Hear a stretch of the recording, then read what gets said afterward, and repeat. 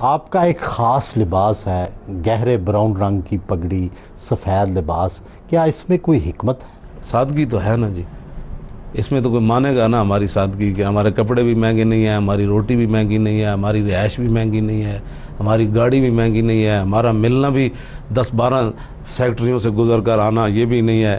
اور میں تو ایک عام بندہ بھی آ جائے تو میں اس کو مل لیتا ہوں، اور کوئی کہے جی میرے ابا جی فوت ہو گئے تو آپ نے 40ویں پر آنا ہے، تو میری سائیکل بھی نہ جا سکتی ہو تو لڑکے اٹھا کر بھی اس گلی میں مجھے لے جاتے ہیں، لو جی یہاں 10 منٹ آپ تقریر کریں، تو میں وہاں بھی پہنچ جاتا ہوں، اور بغیر پروٹوکول اور بغیر سیکورٹی کے۔ سوچتے تو ہوں گے کروڑوں ووٹ مل جائیں، وزیر اعظم بن جائیں تو پہلا کام کیا کریں گے؟ پہلی بات تو یہ ہے کہ میں وزیر اعظم کبھی بھی نہیں بنوں گا، نہ صدر بنوں گا، یہ پکی بات ہے۔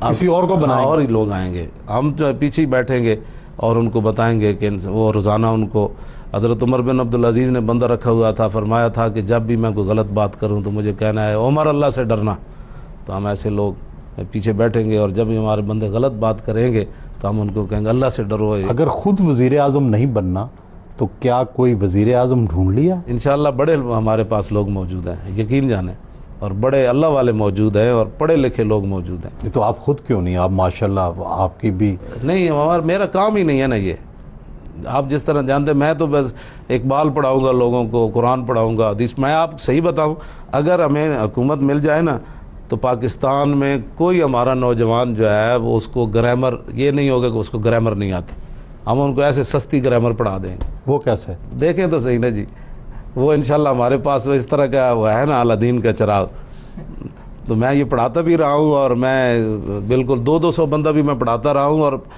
باقی سبق بھی پڑھاتا رہا ہوں، اور مجھے تھکاوٹ 5 گھنٹے میں کھڑے ہو کر بھی لکھتا رہتا تھا، اور پانی بھی نہیں پیتا تھا، پھر بھی جو ہے وہ مجھے تھکاوٹ بھی نہیں ہوتی تھی۔ اور لوگ کہتے ہیں یہ سونے کا کچھ تک کھاتا ہے، جس طرح انہوں نے آپ کو صاحبزادہ صاحب نے بتایا کہ میں تو اچار سے روٹی کھا لیتا ہوں، میری روٹی کا خرچہ اگر گھر نہ ہوں تو 3 روپے ہے ایک ٹائم کا، 2 روپے 4 روپے کی وہ کیا کہتے ہیں روٹیاں میں 2 لیتا ہوں، کھاتا ایک ہوں، 2 روپے کی ایک روٹی اور اچار کی ایک ڈلی، تو اتنا سستا کوئی لیڈر ہے پاکستان میں جس کی روٹی کا خرچہ 6 روپے یومیہ ہو؟ علامہ صاحب یہ فرمائیں کہ عام طور پہ تاثر ہمارے جو لوگوں میں ہے کہ جو علماء حضرات ہیں، جو مولوی حضرات ہیں، یہ بڑے شدت پسند ہیں، جہاں ان کی دنیا میں حکومت آئی ہے ماضی میں یا آئے گی وہاں پابندیاں لگا دیتے ہیں معاشروں پر، اور خواتین کو سب کو پردے کروا دیں گے، سب کے لیے مسجد جانا لازم کر دیں گے، تو آپ کس طرح کی اسلامی ریاست دیکھتے ہیں؟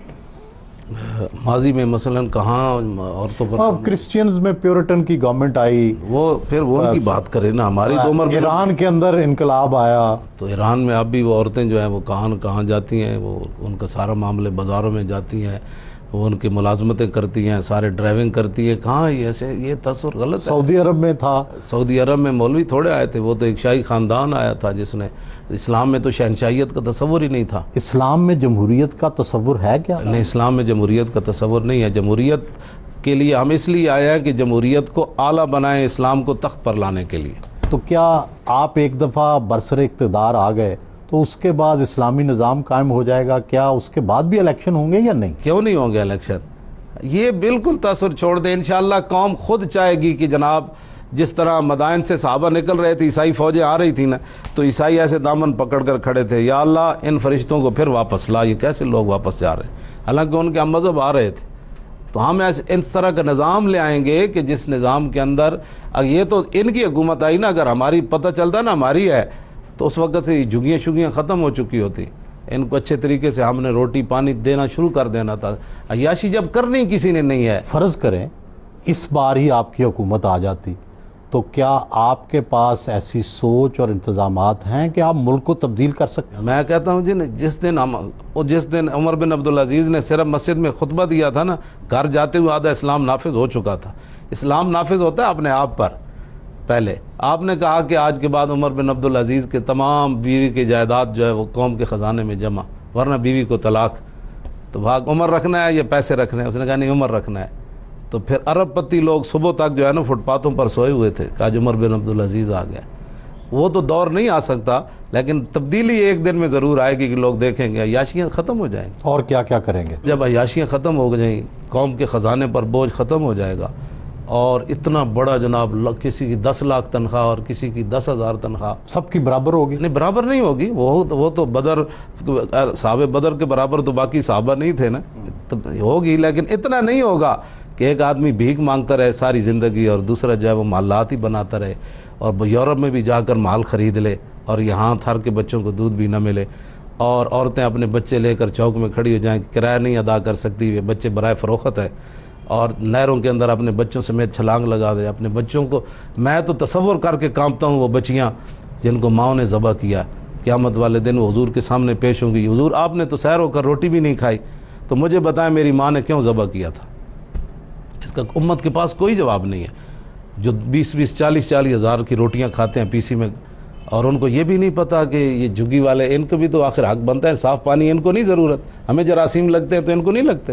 یہ جھوٹ بولتے ہیں تبدیلی کی۔ عمران تبدیلی اگر چاہتا نا تو پہلے دن ہی آتے ہوئے کہتا جی آج کے بعد بنی گالہ والا محل جو ہے وہ میں بیچ رہا ہوں اور یہ سارے غریبوں پر تقسیم کر دیا، جھگیوں کو سب سے پہلے میں اپنا محل دیتا ہوں۔ تو کیا تبدیلی؟ سوا تبدیلی اس نے لانی ہے، اس نے کچھ بھی نہیں کرنا، اس نے مزید جو ہے وہ عیاش لوگ اور قریب کرنے ہیں اور عیاشوں کو اور آگے بڑھانا۔ میں آپ کو سچی بات بتا رہا ہوں، جہانگیر ترین کا جہاز پھر رہا ہے بندے خریدنے کے لیے، جب آپ نے پہلے دن سے یہ کام شروع کر دیا، کیا آپ نے تبدیلی لائی ہے؟ پہلے جہازوں میں نہیں، وہ چھانگا مانگا میں لوگ خریدے جاتے تھے، اب آپ جہازوں میں آئندہ پتہ نہیں وہ F-16 میں خریدے جائیں گے لوگ، یہ نہیں، یہ تبدیلی ہے جہازوں میں، پہلے تو چھانگے مانگے میں ہوتے تھے، یہ بالکل غلط ہے، کچھ نہیں یہ کر سکتے۔ میں آپ کو سچی بات بتا رہا ہوں، آپ لاکھ میرے بارے میں بات کریں، اسلام کے بغیر کبھی بھی تبدیلی نہیں آئے گی مسلمانوں میں۔ آپ ماشاءاللہ بڑے صاحب مطالعہ ہیں، تو آپ ہلکی پھلکی چیزیں بھی پڑھتے ہیں، کوئی آپ انٹرٹینمنٹ، کوئی تفریح بھی کرتے ہیں، یا اسی طرح سنجیدگی سے ہر وقت؟ نہیں، میں نے وہ پارلیمنٹ سے بازار حسن تک بھی میرے پاس ہیں، اور بازار حسن سے پارلیمنٹ تک بھی میرے پاس ہے وہ کتابیں۔ کبھی گانے بھی سنے؟ جی نہیں، گانے نہیں سنتے، یہ تو حضور نے منع فرمایا۔ اچھا، اور کوئی ایسی تفریح جس سے آپ خوش ہوتے ہوں؟ تفریح کا ٹائم ہی نہیں ہے ہمارے پاس، روٹی کھانے کا ٹائم نہیں، بعض دفعہ میں یہاں بیٹھا رہتا ہوں، صبح کی اذان کا ٹائم ہو جاتا ہے، روٹی میری ایسی رہ جاتی ہے۔ اب میں لوگوں کو کیسے کہوں کہ اٹھ جاؤ؟ کوئی کہتا ہے جی میں لئے سے آیا ہوں، کوئی کہتا ہے میں پنڈی سے آیا ہوں، تو میں نے کہا یہ کیا سوچیں گے کہ مولانا روٹی کے لیے ہمیں چھوڑ کر چلے گئے۔ آپ کیا سمجھتے ہیں کہ کتنے عرصے میں آپ اپنا مقصد جو ہے وہ حاصل کر لیں گے، اقتدار اور اسلام جو ہے وہ نافذ ہو جائے گا پاکستان میں؟ کیونکہ علماء اور جو مذہبی جماعتیں ہیں کبھی کامیاب نہیں ہوئیں بہت زیادہ۔ کیوں نہیں کامیاب ہوئی؟ یہ سوال تو آپ ان سے کریں نا، کیوں نہیں کام تو ہوئے کہ نہیں ہوئے؟ دل تے ہاتھ رکھو، سچ سچ دسو۔ نہیں، آپ نے 22 لاکھ ووٹ تو لیا ہے۔ جی ہے نا، پھر یہ بات تو ہے نا جی، پہلی بار اور 1.5 مہینے میں جی ہماری وہ کمپین تو 1.5 مہینے چلی ہے۔ کتنا ہدف ہے آپ کا؟ ہمارا ہدف تو یہی ہے کہ حضور کے سارے غلام پاکستان جن مقاصد کے لیے بنا ہے اس مقصد پر آ جائے۔ کتنے عرصے میں ہو جائے گا؟ اس دفعہ کافی قریب ہم پہنچ گئے تھے، اگر ڈاکہ نہ پڑتا تو۔